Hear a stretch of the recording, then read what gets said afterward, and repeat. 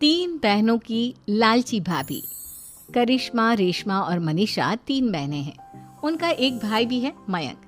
मयंक अपनी बहनों को बहुत प्यार करता है, लेकिन मयंक की पत्नी सविता इस मामले में मयंक से बिल्कुल ही अलग है।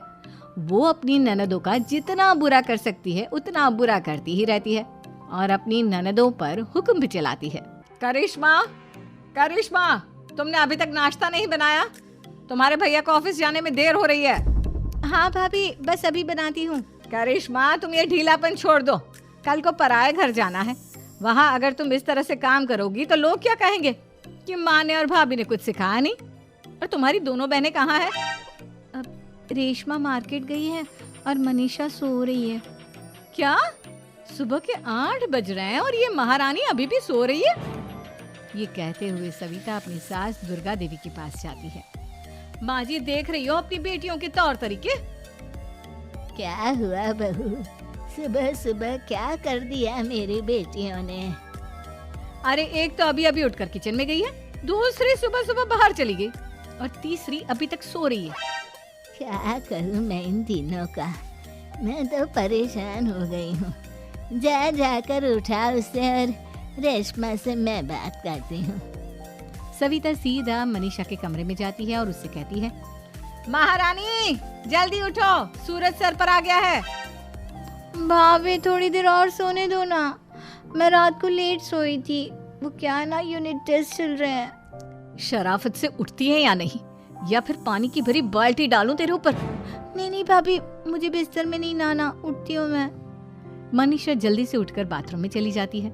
सभी आराम से बैठकर नाश्ता कर रहे होते कि तभी रेशमा बाजार से हाथ में सामान लिए आ जाती है। रेशमा को देखते ही सविता उस पर बरस पड़ती है। लो, आ गई महारानी। ऐसा भी क्या सामान लाना था जो सुबह आंख मलते ही बाजार की तरफ रवाना हो गई? भाभी, कल आप ही तो चीख रही थी कि घर का सारा सामान मुझे ही लाना पड़ता है, घर में किसी को भी किसी काम से कोई लेना देना नहीं है। अब मैं बाजार जाकर सामान ले आई तो आपको इस बात से भी तकलीफ हो रही है? देख रही हो माँ जी, अपनी बेटी की जुबान कैंची से भी तेज चलती है। और मयंक, आप तो कुछ कहेंगे नहीं अपनी लाडली बहन को। रेशमा, अपनी भाभी से ऐसे बात नहीं करते। चलो माफी मांगो। भैया, मैं क्यों माफी मांगू? आप भाभी से बोलिए ना कि हम पर कम हुक्म चलाया करे। हम इस घर की बेटियां हैं और आपकी पत्नी की ननद है, नौकरानी नहीं। लो कर लो बात। इनकी भलाई के लिए कुछ भी बोलो तो इन्हें बुरा लग जाता है। इस घर में यही इज्जत है मेरी। देख लो माँ जी, आपकी बेटी किस लहजे में मुझसे बात कर रही है। सविता वहाँ से चली जाती है। मयंक को बहुत गुस्सा आता है, वो भी वहाँ से चला जाता है। फिर करिश्मा रेशमा को समझाती है, रेशमा, तुम्हें भाभी से माफी मांग लेनी चाहिए थी ना। लेकिन दीदी, मैंने कुछ किया ही नहीं, तो मैं माफी क्यों मांगू? हाँ करिश्मा दीदी, रेशमा दीदी जैसे ही घर में आई भाभी ही उन पर चिल्ला रही थी। हाँ, मैं मानती हूँ कि गलती भाभी की थी। मैं तो इसलिए बोल रही हूँ कि भाभी ने माँ को तो पूरी तरह अपने वश में कर लिया है। वो हमारी बात सुनती ही नहीं। मयंक भैया हमारे लिए हमेशा खड़े रहते हैं, इसलिए उनकी बात का मान तो तुम्हें रखना चाहिए था ना। कोई फायदा नहीं दीदी, कुछ दिनों की बात और है, भाभी उन्हें भी हमारे खिलाफ भड़का देंगी। फिर वो भी माँ की तरह हमारी किसी बात का विश्वास नहीं करेंगे। इसी तरह सविता अपनी तीनों ननदों को किसी न किसी बात पर परेशान करती रहती थी। एक दिन मयंक अपनी तीनों बहनों के लिए गिफ्ट लाया। क्या रेशमा, ये तुम्हारे लिए हार का सेट। रेशमा, तुम्हारे लिए सुंदर सी ड्रेस। और मनीषा, तुम्हें किताबें पसंद है ना, तुम्हारे लिए किताबें लाया हूँ। थैंक यू भैया। थैंक यू भैया। थैंक यू भैया। करिश्मा, तुम्हारा नेकलेस कितना सुंदर है, ये भैया कहाँ से ले आए होंगे? मैंने भैया को 3 दिन पहले फोन पर ये डिजाइन दिखाया था और आज भैया ये ले आए। सविता तो अपनी ननदों के गिफ्ट्स देखकर जल गई और करिश्मा का नेकलेस तो उसे भी बहुत पसंद आया था। अपनी बहनों के लिए कितना अच्छा नेकलेस लेकर आए हैं, मुझे कभी कोई गिफ्ट नहीं दिया। मैं आज ही ये हार चुरा लूंगी। रात में सविता करिश्मा का हार चुरा लेती है और इसी तरह उसे अपनी ननदों की जो भी चीज़ अच्छी लगती वो उसे मांगती नहीं, बल्कि रात के अंधेरे में चुरा लेती। इसी तरह दिन बीतते गए और सविता ने मयंक के दिल में भी उसकी बहनों के लिए नफरत पैदा कर दी। एक दिन मयंक ने करिश्मा और रेशमा के लिए रिश्ता देखा और ये बात उसने घर में सबको बताई। माँ, करिश्मा और रेशमा के लिए बहुत अच्छा रिश्ता आया है, वो लोग कल इन्हें देखने आ रहे हैं। आप और सविता मिलकर सारी तैयारी कर लेना। ये सुनकर करिश्मा और रेशमा खुश हो जाती हैं, लेकिन सविता सोचती है, अगर इन दोनों बहनों की शादी हो गई तो घर और बाहर का काम कौन करेगा? मनीषा तो एक नंबर की कामचोर है, उससे तो किसी बात की उम्मीद लगाना ही बेकार है। मुझे इस शादी को रोकना होगा।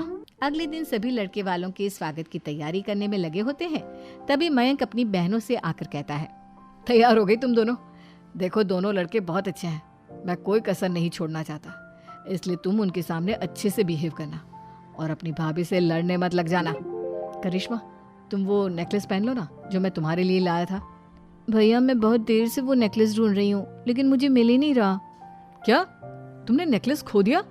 तुम्हें पता भी है वो कितना महंगा था? तुम कोई काम ढंग से नहीं कर सकती। मयंक गुस्से में वहां से चला जाता है। थोड़ी देर बाद लड़के वाले भी आ जाते हैं। वो दोनों बहनों को पसंद कर लेते हैं और रिश्ता पक्का हो जाता है। लेकिन सविता के दिमाग में तो कुछ और ही खिचड़ी पक रही थी। वो पंडित जी के पास करिश्मा की कुंडली लेकर जाती है और उन्हें पैसे देकर करिश्मा की कुंडली बदलवा देती है। जब लड़के वालों के पास करिश्मा की कुंडली जाती है तो वो दुर्गा को फोन करते हैं। बहन जी, हमने करिश्मा की कुंडली अपने पंडित जी को दिखाई थी।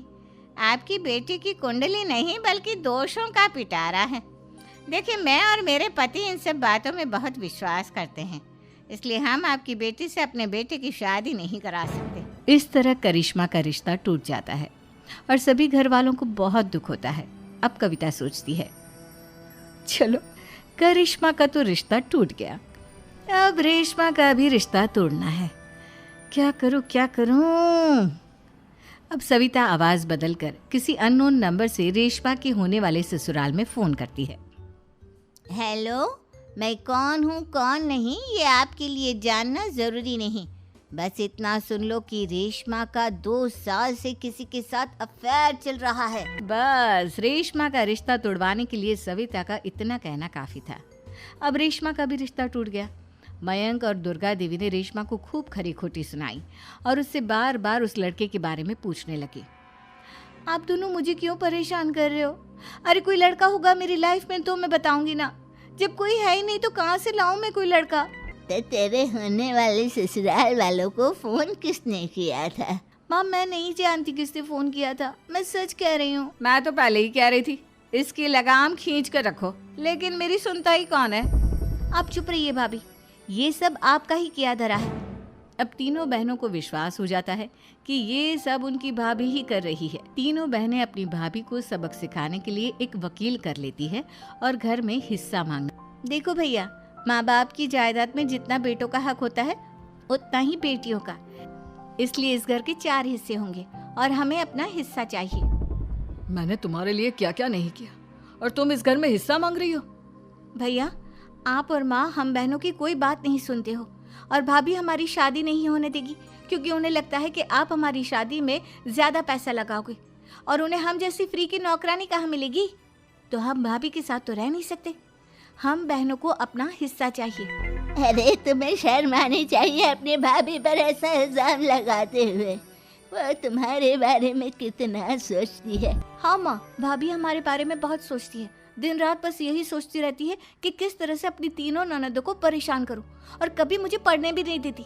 दोनों बहनों का रिश्ता भी तो इन्होंने ही तोड़वाया है और रात में हमारे कमरे में आकर हमारी चीजें भी चुराती हैं। इसी तरह सविता की तीनों ननदें अपनी बात पर अड़ी रही।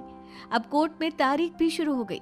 जब सविता को लगा कि उसकी तीनों ननद इतनी आसानी से नहीं मानने वाली, तो उसने अपने पति और सास को सारी सच्चाई बता दी और अपनी तीनों ननद से माफी मांगी। मयंक और दुर्गा को भी अपनी गलती का एहसास हो गया। अब सविता खुद करिश्मा और रेशमा के लिए अच्छा रिश्ता ढूंढती है और उनकी शादी करवाती है।